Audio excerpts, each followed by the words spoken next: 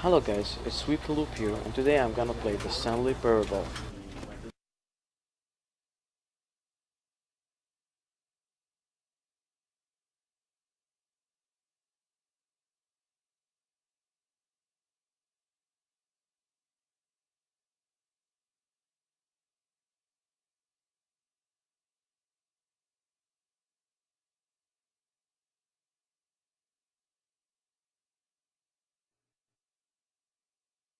This is the story of a man named Stanley. Stanley worked for a company in a big building where he was employee number 427. Employee number 427's job was simple. He sat at his desk in room 427 and he pushed buttons on a keyboard. Orders came to him through a monitor on his desk, telling him what buttons to push, how long to push them, and in what order. This is what employee 427 did every day of every month of every year. And although others might have considered it soul-ending, Stanley relished every moment that the orders came in, as though he had been made exactly for this job. And Stanley was happy. And then one day, something very peculiar happened. Something that would forever change Stanley. Something he would never quite forget. He had been at his desk for nearly an hour when he realized that not one single order had arrived on the monitor for him to follow. No one had showed up to give him instructions, call a meeting, or even say hi. Never in all his years at the company had this happened, this complete isolation. Something was very clearly wrong. Shocked, frozen solid, Stanley found himself unable to move for the longest time. But as he came to his wits and regained his senses, he got up from his desk and stepped out of his office. All of his co-workers were gone. What could it mean? Stanley decided to go to the meeting room. Perhaps he had simply missed a memo.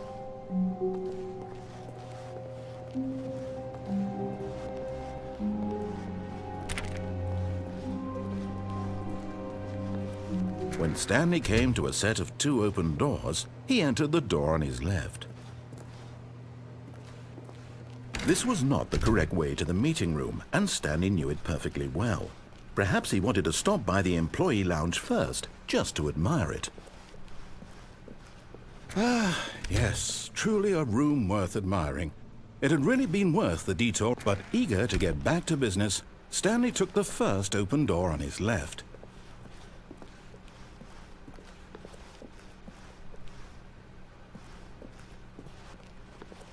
Stanley was so bad at following directions, it's incredible he wasn't fired years ago.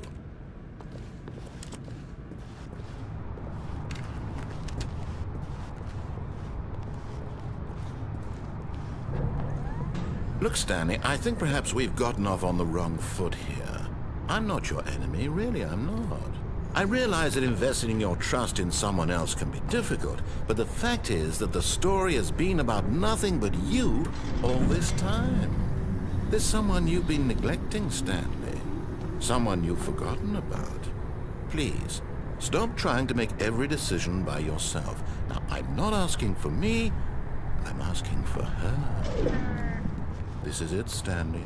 Your chance to redeem yourself, to put your work aside, to let her back into your life. She's been waiting. That's her, Stanley.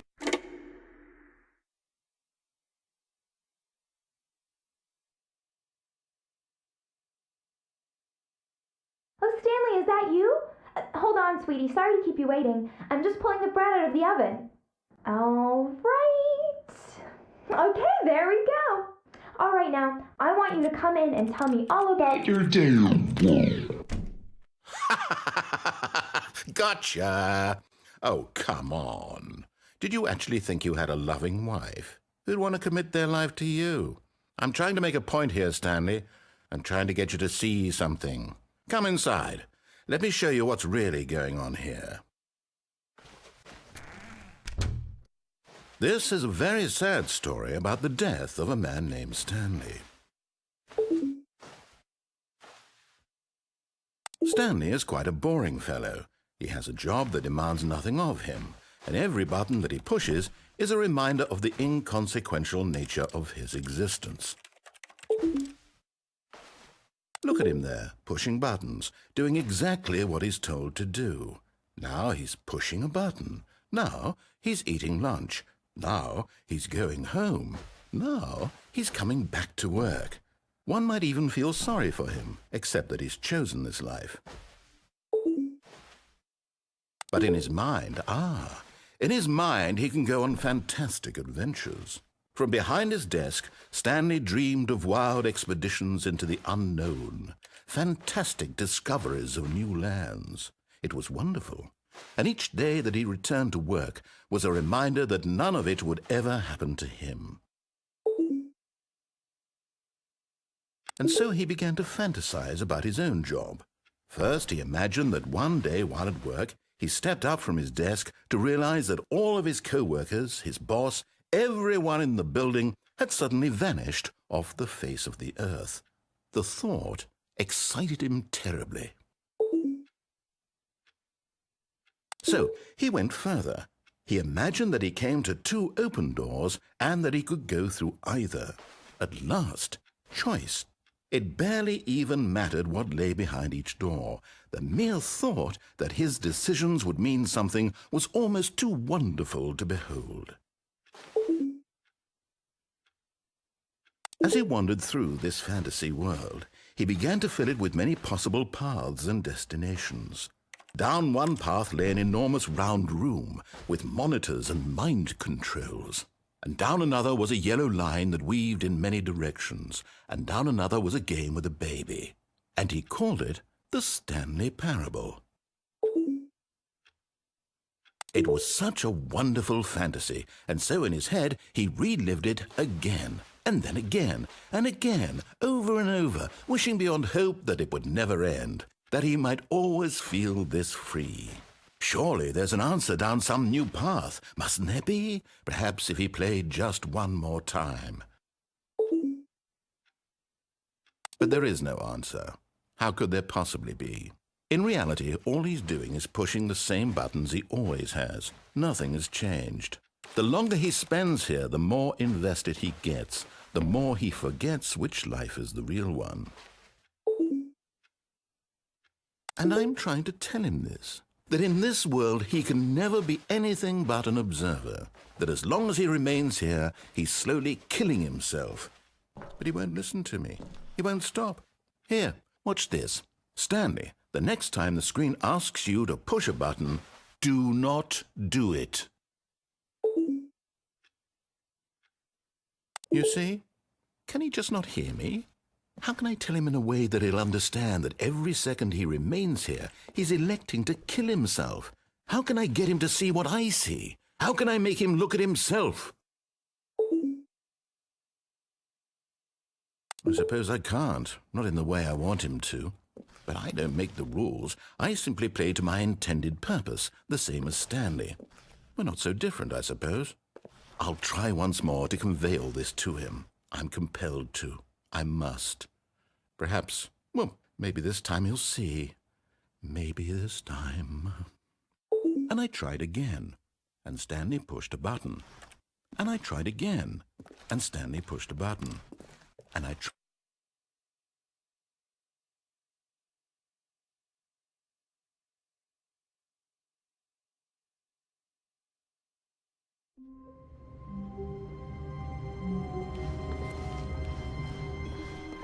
Wait, Stanley thought to himself. Am I sure that the orders stopped coming in? How is that possible? They never stopped. Surely I was mistaken. No, the orders were still missing. For now.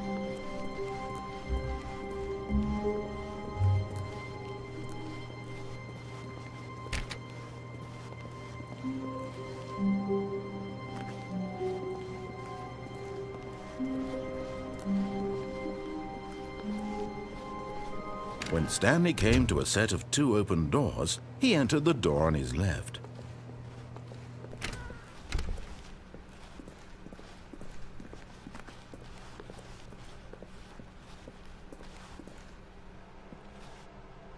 Yet there was not a single person here either. Feeling a wave of disbelief, Stanley decided to go up to his boss's office, hoping he might find an answer there.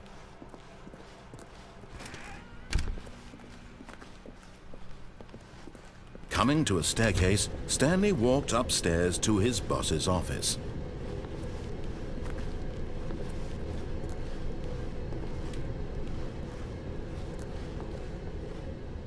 But Stanley just couldn't do it. He considered the possibility of facing his boss, admitting he had left his post during work hours. He might be fired for that. And in such a competitive economy, why had he taken that risk? All because he believed everyone had vanished? His boss would think he was crazy.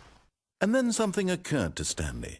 Maybe, he thought to himself, maybe I am crazy. All of my co-workers blinking mysteriously out of existence in a single moment for no reason at all? None of it made any logical sense. And as Stanley pondered this, he began to make other strange observations. For example, why couldn't he see his feet when he looked down? Why did doors close automatically behind him wherever he went? And at last, he came to the conclusion that had been on the tip of his tongue. He just hadn't found the words for it. "I'm dreaming!" he yelled. "This is all a dream." Oh, what a relief Stanley felt to have finally found an answer, an explanation. His co-workers weren't actually gone. He wasn't going to lose his job. He wasn't crazy after all. And he thought to himself, I suppose I'll wake up soon. I'll have to go back to my boring real-life job pushing buttons. I may as well enjoy this while I'm still lucid. So he imagined himself flying and began to gently float above the ground. Then he imagined himself soaring through space on a magical starfield, and it too appeared. It was so much fun, and Stanley marveled that he had still not woken up. How was he remaining so lucid? And then perhaps the strangest question of them all entered Stanley's head. One he was amazed he hadn't asked himself sooner. Why is there a voice in my head dictating everything that I'm doing and thinking? Now the voice was describing itself being considered by Stanley, who found it particularly strange. I'm dreaming about a voice describing me, thinking about how it's describing my thoughts, he thought. And while he thought it all very odd and wondered if this voice spoke to all people in their dreams, the truth was that, of course, this was not a dream. How could it be? Was Stanley simply deceiving himself, believing that if he's asleep, he doesn't have to take responsibility for himself? Stanley is as awake right now as he's ever been in his life. Now, hearing the voice speak these words was quite a shock to Stanley. After all, he knew for certain, beyond a doubt, that this was in fact a dream. Did the voice not see him float and make the magical stars just a moment ago? How else would the voice explain all that? This voice was a part of himself too. Surely, if he could just... He would prove it. He would prove that he was in control, that this was a dream. So he closed his eyes gently, and he invited himself to wake up. He felt the cool weight of the blanket on his skin, the press of the mattress on his back, the fresh air of a world outside this one. Let me wake up, he thought to himself. I'm through with this dream. I wish it to be over. Let me go back to my job. Let me continue pushing the buttons. Please, it's all I want. I want my apartment and my wife and my job. All I want is my life exactly the way it's always been. My life is normal. I am normal. Everything will be fine. I am okay.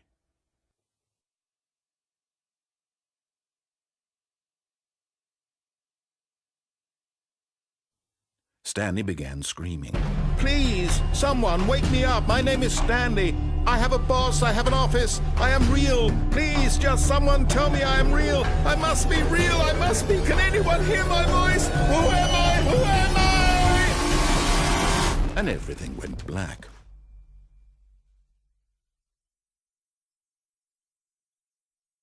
This is the story of a woman named Mariella. Mariella woke up on a day like any other. She arose, got dressed, gathered her belongings, and walked to her place of work. But on this particular day, her walk was interrupted by the body of a man who had stumbled through town talking and screaming to himself, and then collapsed dead on the sidewalk. And although she would soon turn to go call for an ambulance, for just a few brief moments she considered the strange man. He was obviously crazy, this much she knew. Everyone knows what crazy people look like. And in that moment, she thought to herself how lucky she was to be normal. I am sane. I am in control of my mind. I know what is real and what isn't. It was comforting to think this, and in a certain way, seeing this man made her feel better. But then she remembered the meeting she had scheduled for that day, the very important people whose impressions of her would affect her career, and by extension, the rest of her life. She had no time for this, so it was only a moment that she stood there, staring down at the body. And then she turned and ran.